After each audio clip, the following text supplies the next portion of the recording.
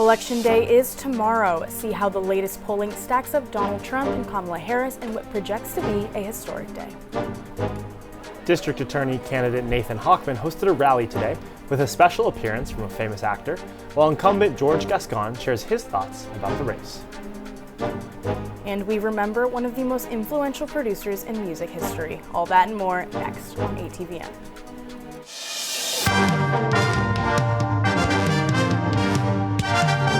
Annenberg TV News is next. Over 78 million people have already submitted their ballots, but both presidential candidates are still making their last push to undecided voters. Hi, I'm Jack Waterman. And I'm Laurie Carrillo. Donald Trump and Kamala Harris have been jetting from swing state to swing state in these final days before the election. Trump is closing out his campaign with 4 rallies in 3 states. He started this morning in Raleigh, North Carolina, before visiting Pennsylvania. He will close out the day in Grand Rapids, Michigan, the same place where he finished his past 2 runs for the presidency. Kamala Harris visited North Carolina over the weekend. She's spending her last day campaigning in Pennsylvania, stopping in working-class areas like Scranton and Allentown. She will close out tonight with a rally in Philadelphia featuring celebrities like Lady Gaga and Oprah Winfrey. The New York Times' latest poll shows the candidates are deadlocked in several swing states, including Pennsylvania and Georgia. Harris holds a lead of 2 percentage points in Nevada, while Trump leads in Arizona. We talked to political experts about what these numbers mean. Polling really is trying to assess where people stand on issues based on who responds to telephone messages. So that's why polling has become increasingly difficult, because it's expensive to be able to reach enough people to where it is proportionately representative and to where you have sufficient numbers to make the poll meaningful. Polls are good estimates.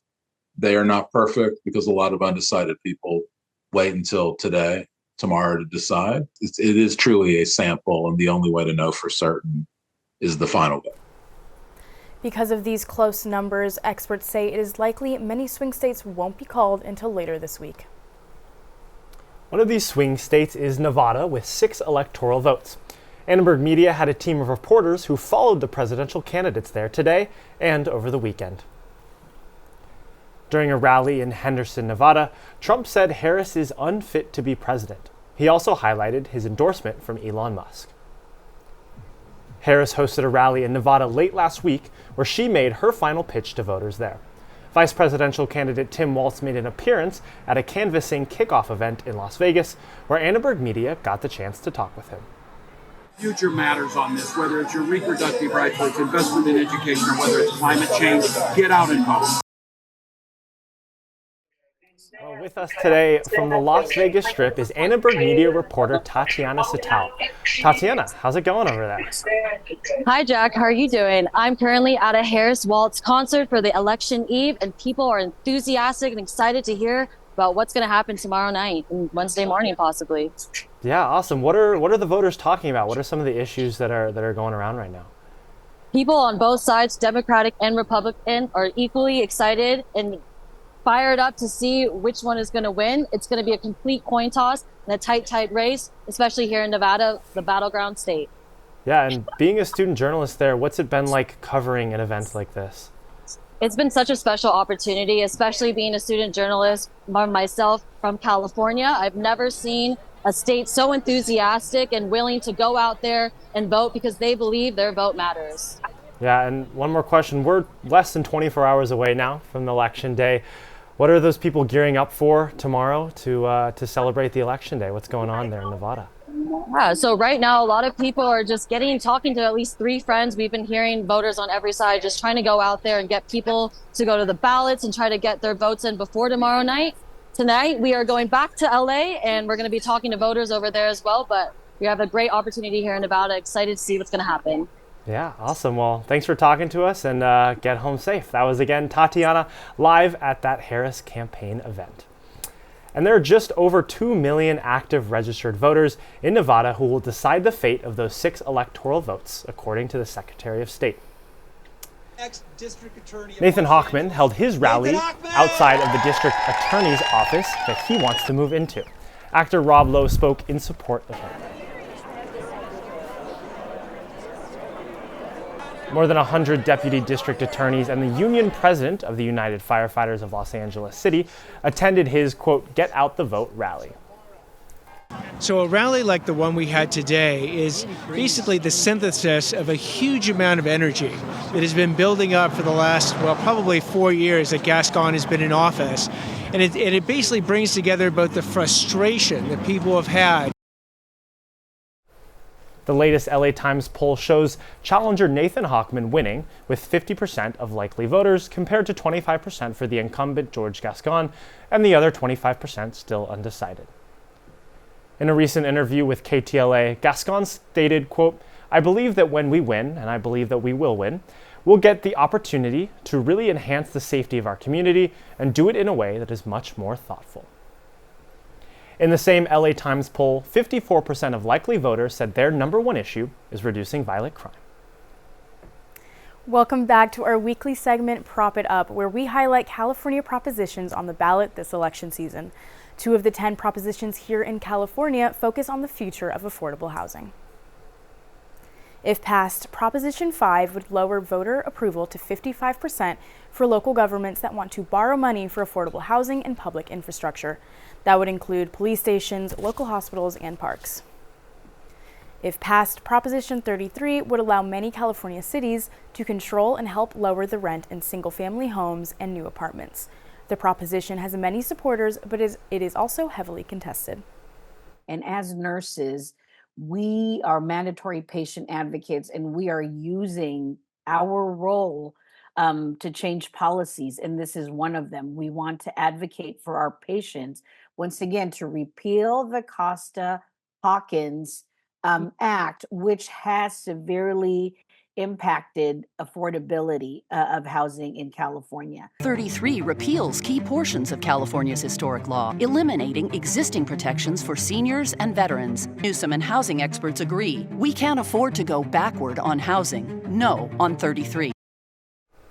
To learn more about the California propositions, you can visit the California Secretary of State voting guide at sos.ca.gov/elections. In order to prepare for Election Day, hundreds of additional voting centers were opened across Los Angeles, allowing early voters to drop off their ballot or vote in person. Many of the 526 new voting centers were placed in low-income and predominantly Black and brown communities. Local residents are happy that the voting process is becoming just a little easier. I have a car, but a lot of people don't. You have seniors, first-time gens, some of them just turning 18. I think it's very important to have access and convenience. Como comunidad latina siempre dejamos las cosas para último momento, entonces tener un centro cerca es muy conveniente para venir y votar. Le queda más cerca, yo pienso, está más bonito, que le quede más cerca, ¿no? Yo creo, le hacen muy amables las personas y lo atienden bien a uno y todas esas cosas, todo eso está bien. If you're looking to vote near USC, you'll find the closest voting center in the Village, but there are also voting centers at the MLK Junior Therapeutic Recreation Center, St. Cecilia Catholic Church, Amundsen Senior Center, and Menlo Avenue Elementary School. But no matter where you live, if you're voting in Los Angeles County, you can find your closest voting center at locator.lavote.gov. Election Day and the stress that comes with it is causing a lot of anxiety for students. Campus mental health organizations are taking note. And it's also so kind of integrated in everything. It's in the news, it's on social media, it's everywhere, it's in person. So I feel like what I've learned to do is to kind of take a step away from my phone, away from the news sometimes. It's definitely gotten to me in my mental health just because I have friends on both sides and I want to hear people out with opposing values and opinions from me, but I also know I want to stand my own ground and hold my own. I think it's helpful to talk about it, especially with not just like-minded individuals. I think it is good to have diverse and opinions. USC mental health experts have noticed how the election is affecting the emotional well-being of students. Their advice: focus on what you can control. Numerous students that have come up to me and really expressed their level of concern and fear. And to the point that some of them, it's impacted their sleep. They feel distracted and at times having difficulty concentrating. So I think in terms of when we feel stressed, it's very common for us to feel out of control. So we have to focus on what we can control and let go of what we can't. Dr. Greco cites a few more wellness tips. Schedule a drop-in with one of USC's clinicians, limit time spent on social media, and create a structure and routine for yourself. The university offers more suggestions on the Mindful USC mobile app. For more political coverage, make sure to scan the QR code on your screen and tune into America's Choice, Annenberg Media's live streaming election special. That's tomorrow at 7:30 p.m. We'll be following races here in California and across the country. Los Angeles is starting to celebrate next week's Veterans Day. We talked to USC veterans about what that means to them. The producer of Michael Jackson's Thriller passed away last night. We hear from people at USC who knew him. We'll take you live to the Galen Center where the USC men's basketball team will have their season opener. All that and more coming up next on Annenberg TV News.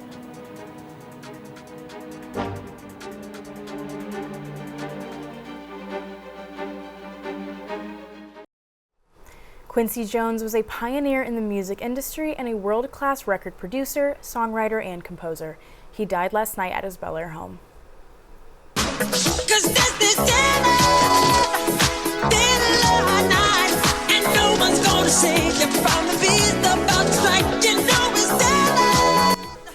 Jones had connections to the Thornton School of Music.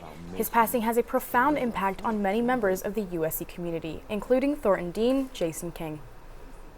He, as an African-American man, blazed trails in areas and genres, styles, and idioms of music unlike any other.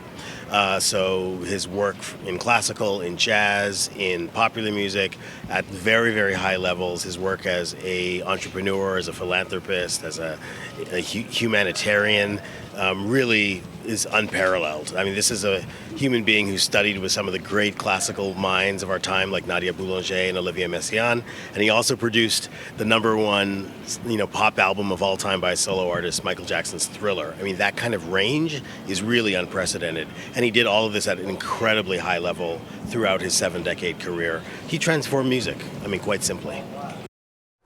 The Thornton School is in the middle of a year-long tribute to Jones that will include a concert at Bovard Auditorium next March. The school's symphony orchestra will honor his legacy.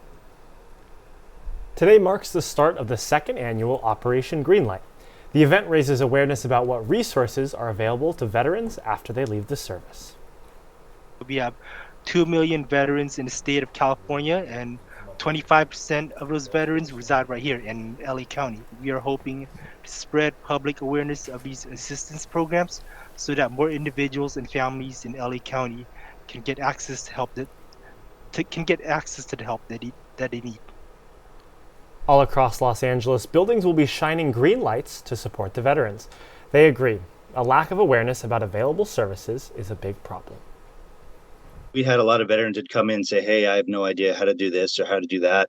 So one of the big problems I find is that the veterans aren't aware of resources. Raising awareness for the resources that are available to veterans is a good thing to be putting the green light on. And why the color green? Well, it symbolizes hope and renewal. The event is sponsored by the LA Department of Public Social Services and runs through Veterans Day on November 11th. Well, right now we are looking at a live look of our beautiful campus, but right now it's looking maybe a little bit darker than normal. Lucca, how's it going over there in weather? Thanks, Jack. What's up, Trojans? I'm Lucca Chrysostomou, and yes, it is dark outside already. And let me tell you, daylight savings is messing my mental clock up, and I'm sure I'm not alone.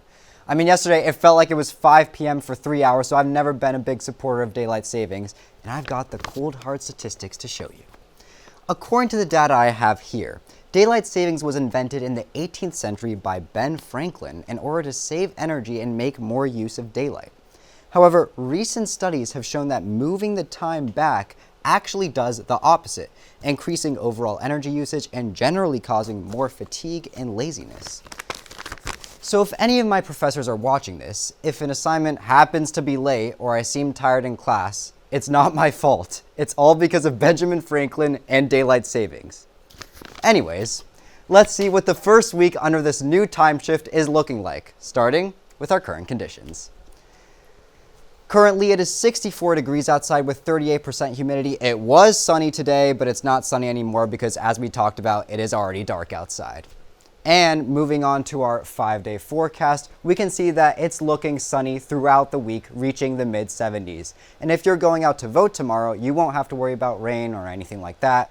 But midweek, don't be fooled by what looks like perfect weather because there is actually a wind advisory in effect from Tuesday night to Thursday.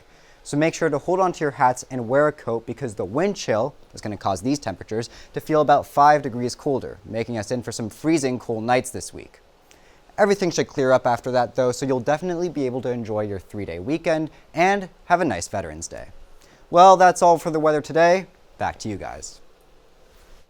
Thanks, Lucca. Well, November is here, and so is the start of college basketball.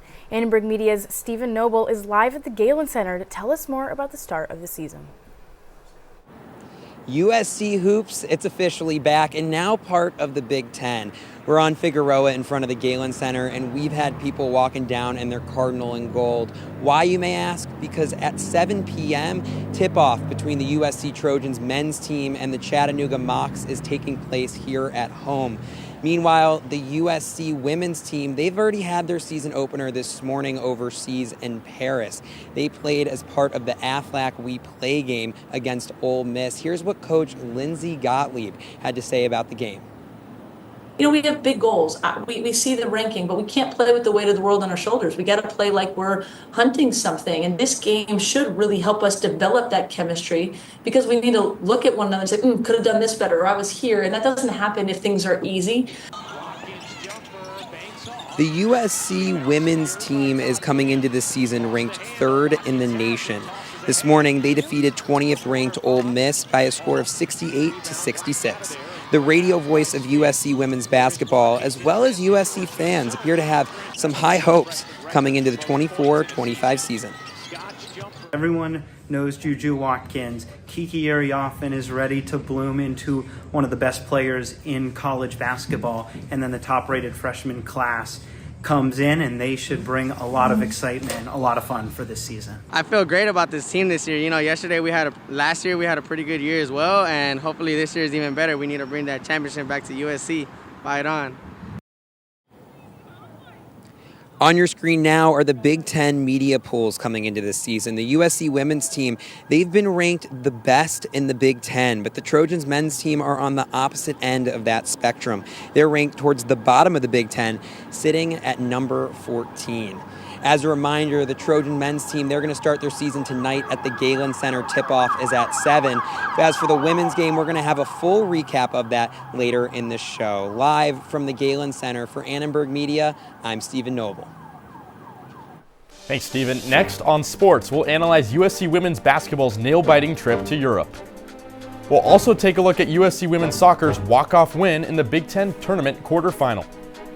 And USC football is still winless on the road. We'll dive into the team's turbulent season. Don't go anywhere. Sports is next on ATVN.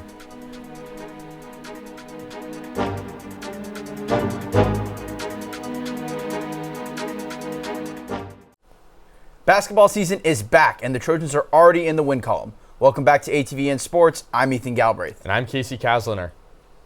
We win. Earlier today, number 3 ranked USC women's basketball went down to the wire in Paris for its first regular season game, taking down number 20 Ole Miss 68-66.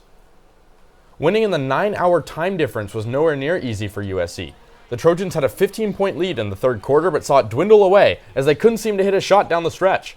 With nearly a 9-minute field goal drought to end the game and 26 turnovers, USC wasn't given any handouts in a competitive matchup with a fellow premier team.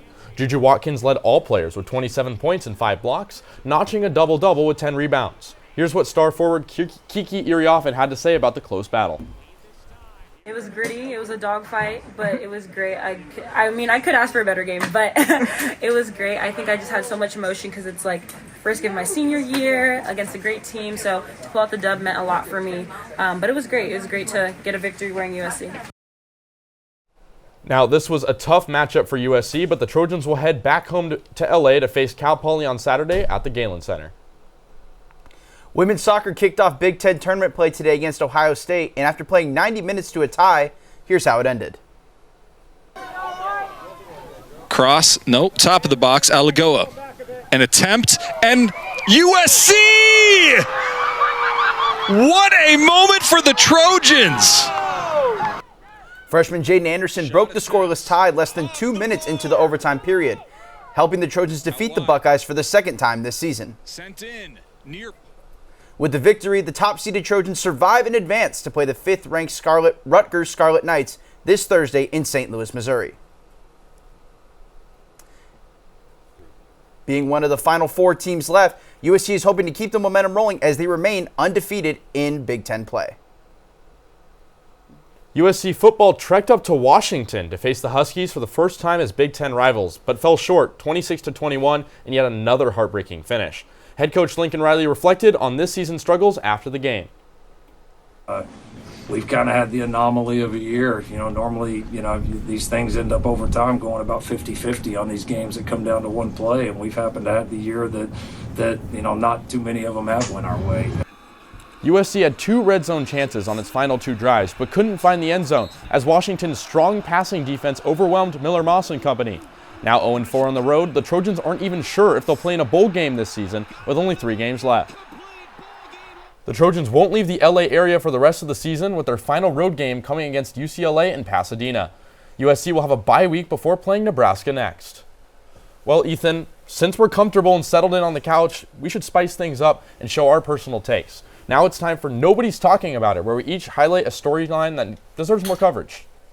I'm going to stick with football. Wide receiver Zachariah Branch quietly had his best performance of the season with 102 yards, including a 42-yard catch and run that set up USC's final touchdown of the game. After facing a lot of criticism by shying away from returning punts and often having a limited role in the offense this season, Branch made waves despite the close loss to the Huskies. Now I'm going to switch to the volleyball court. Mia Tuaniga and Allie Batenhorst took home another round of Big Ten weekly awards for women's volleyball after victories over both UCLA and Washington. Batenhorst was named the Player of the Week, while Tuaniga was named Setter of the Week, respectively. The Trojans moved to 16-6 now on the season, heading into a road trip where they will face Illinois and Indiana. That's all for Nobody's Talking About It, but we remind you about USC athletes and storylines that go under the radar.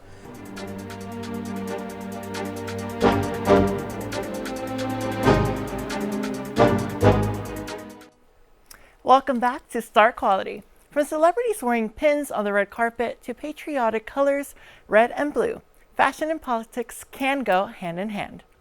And the hottest trend right now, getting out there and voting, then wearing the I voted sticker for everyone to see. We spoke to student fashion experts on how the I voted sticker has become a political fashion statement. There's 40 million eligible Gen Z voters in the United States, and 8 million of those are first-time voters that weren't even able to vote in the 2022 midterm election. So you have this kind of badge of honor that you can say that you voted for the first time, and now you're part of something that is amazing, and you're part of this democracy. And so I think the I voted sticker is a lot about kind of the idea of social acceptance. If I voted, you voted, we're in this collective action together. I think voting has become a stylized and social thing on its own, and the I voted sticker just kind of adds to that. For voters out there, here are your fashion don'ts when voting in person. Due to electioneering laws in California, make sure to avoid any clothing and accessories with a candidate's name or slogan. This also goes for propositions. Now is the time to vote and make your voice heard. Democracy is hot, so put on the I voted sticker and vote with style. Back to you at the desk.